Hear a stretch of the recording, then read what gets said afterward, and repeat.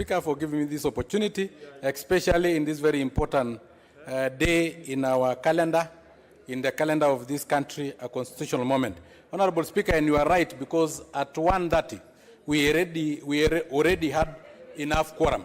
Honorable Speaker, and from the onset, I want to say that I do support this particular bill, and it will, I do support, Honorable Speaker, because it's very important so that we move forward together as a country. Honorable Speaker, we do have a few issues with it, but of course no document will ever be perfect. One of them is on the issue of inclusivity, Honorable Speaker. In the issue of inclusivity, Honorable Speaker, we are tending to create around 3 more positions, making it 5 positions, Honorable Speaker. Honorable Speaker, if we talk of our problem that bedeviling this country, which is ethnic negativity, Honorable Speaker, then we will only be able to include 5 tribes and exclude 37 other tribes, Honorable Speaker, and that one may be equated to exclusivity, not inclusivity, Honorable Speaker. So, Honorable Speaker, in future, if we have to amend this constitution, Honorable Speaker, we'll think of inclusivity in terms of probably having the president being a man, the deputy president being a woman, the prime minister being a person with disability, the deputy prime minister being a youth, so that we can really bring the real issue of inclusivity, because if we bring inclusivity in terms of tribes, it will end up being exclusivity, Honorable Speaker, because we have more than 42 tribes in this country. We cannot all of them have all of them being in the apex of leadership, Honorable Speaker. Honorable Speaker, and why I talk of the Prime Minister, Honorable Speaker, position, I may vie in 2032 as a running mate, crawling mate to Moses Kuria, Honorable Speaker. You know I'll not run faster than him. Honorable Speaker, this issue of the winner take it all, Honorable Speaker. What is the point of an honorable Millie Odhiambo? Aye.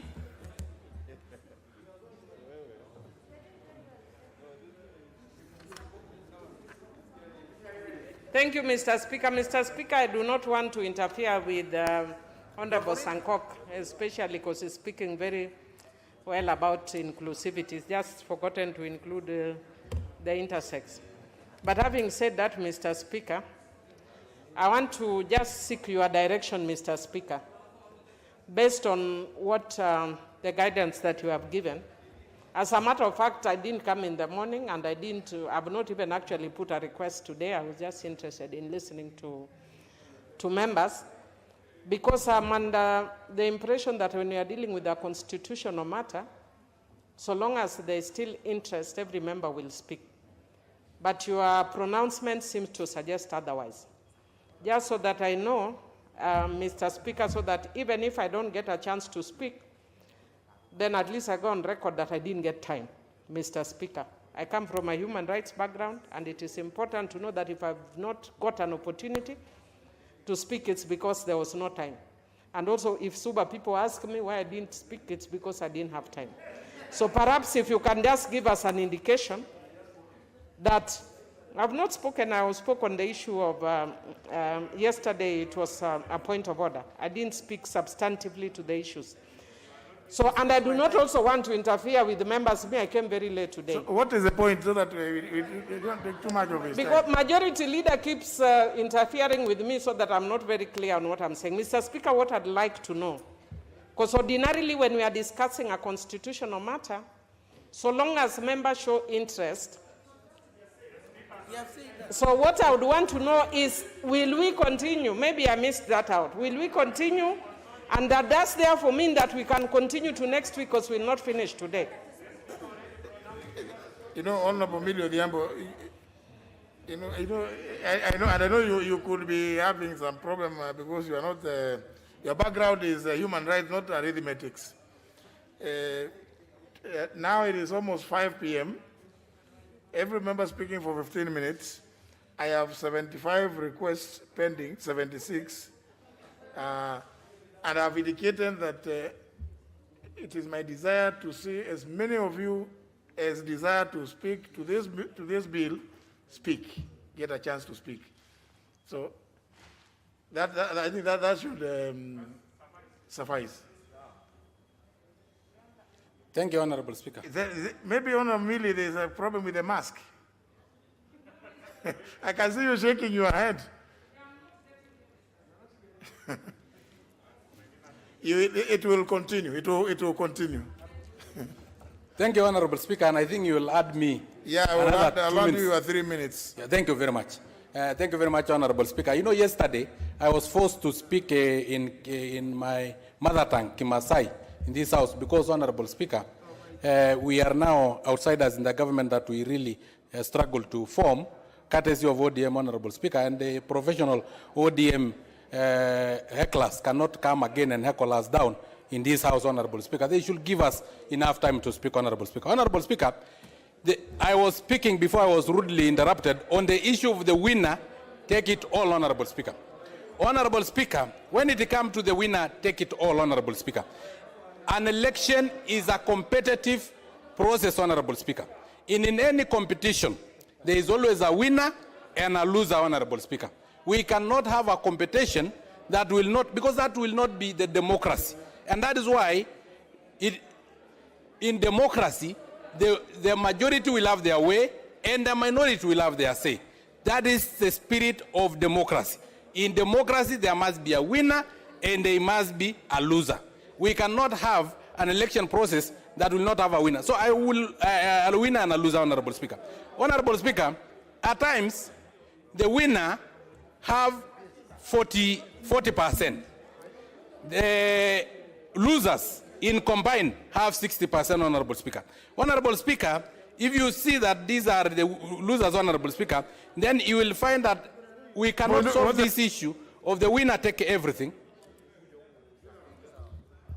On a point of order, yeah? Mr. Speaker, a member was speaking to you when Honorable Sankok was speaking. Mr. Speaker, this is the National Assembly of the Republic of Kenya.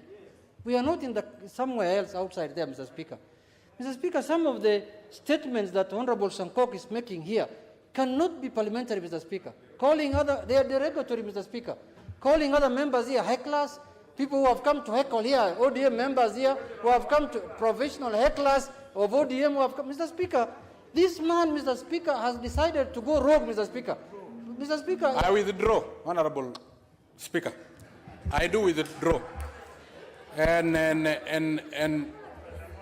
apologize.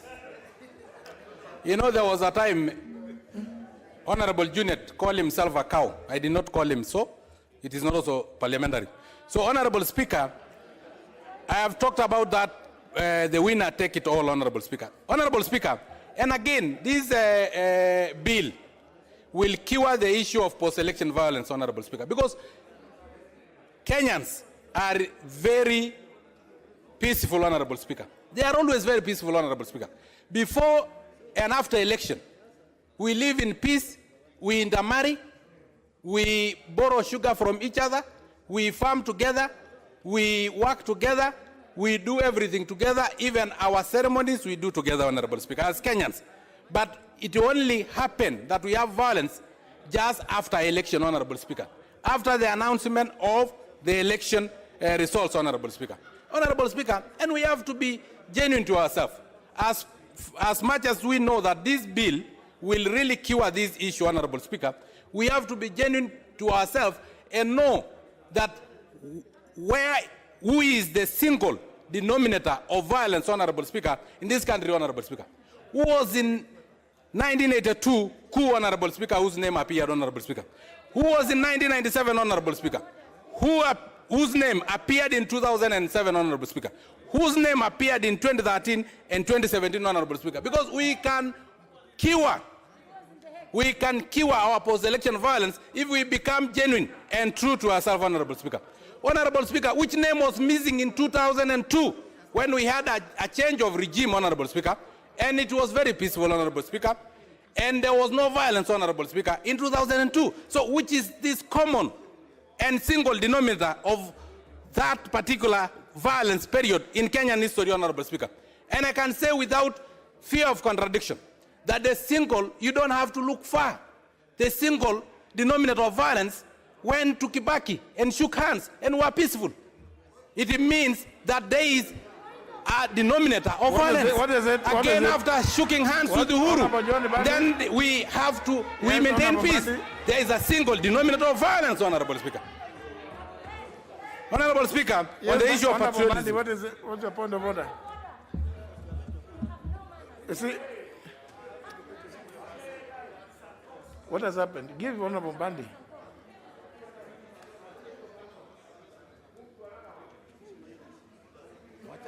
You just. Which honorable? Thank you, Mr. Speaker. Mr. Speaker, I think we need to ensure decorum in this House, and we need to realize and understand that this is August House. Mr. Speaker, the way Honorable Sankok is progressing with this contribution is stirring emotions for nothing, is bringing issues that this country is trying to forget, is trying to insinuate that Raila Odinga is the cause of violence and problems in this country by saying that he went to Kibaki and shook hands, and now he's going to Uhuru and shaking hands.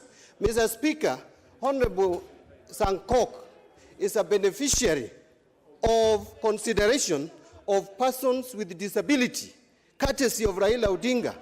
And the way he's behaving, Mr. Speaker, is causing shame to the team that is representing this country. Is a disgrace, Mr. Speaker. And I wonder why he believes that any time he attacks Raila Odinga, he raises his profile. That is a cheap way of trying to cut an image in this House. Some of us have where we are because of constructive, meaningful, professional, intelligent contributions, Mr. Speaker. And someone who claims to have gone through the University of Nairobi and studied medicine should do much better than what you are doing, what he's doing, Mr. Speaker. I want to urge Honorable Sankok to get back to the debate of the BBI bill and contribute on behalf of the people he represents. Since he started speaking, I have not heard anything he has talked about regarding persons living with a disability. You are not nominated to this House to be a flower girl. You are supposed to represent the constituency for which you are nominated.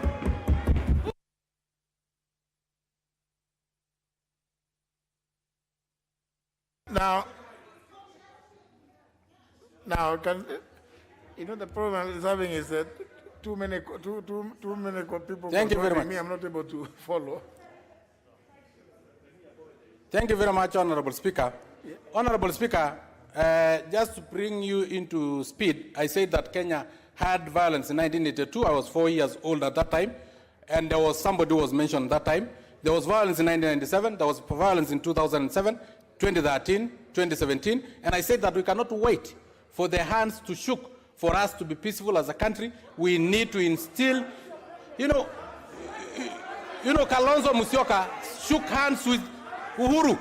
Why are they, Kalonzo Musyoka did shook hands with Kibaki. Yeah, they shook hands. So I don't know why the guilty one are feeling, if you are guilty, then you are guilty as charged, Honorable Speaker. Honorable Speaker, on the issue of representation, Honorable Speaker. Honorable Speaker, on the issue of representation, Honorable Speaker, we also need in this country, and I think Mbadi did not hear that I mentioned that the position of the Prime Minister should be left for a person with disability.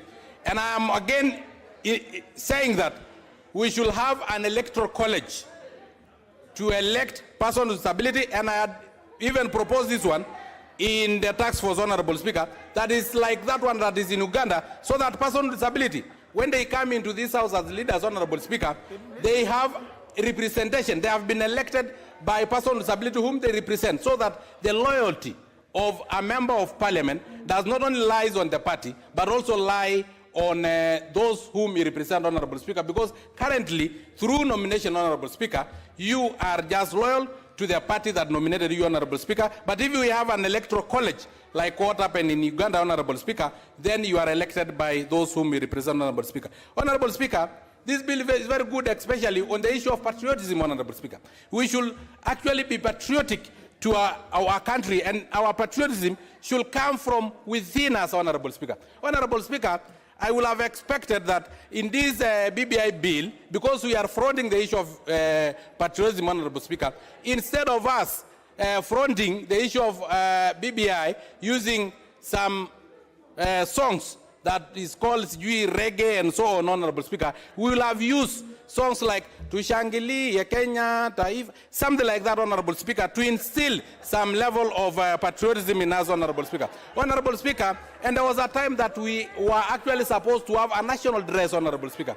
So, Honorable Speaker, even in that one, Honorable Speaker, I think it is very important for us to be able to be patriotic. So this bill do address those issues, and I really do support that particular bill, Honorable Speaker. Honorable Speaker, I have analyzed this bill. I have read from page 1 to the last page, Honorable Speaker.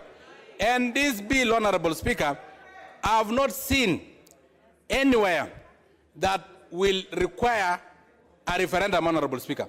Honorable Speaker, so I urge the members of this House that let us pass this bill, and I will urge the President to assent to it, it will become law. Instead of us going to a referendum, Honorable Speaker, we can do with it, and we can just start implementing it straight away so that we can benefit from the 70 extra constituency, Honorable Speaker, so that person with disability may get the position of the Prime Minister and the youth, the Deputy Prime Minister, Honorable Speaker, so that we move forward as a country and cure our post-election violence and any violence that normally rob us as a country. So, Honorable Speaker, I do support this bill.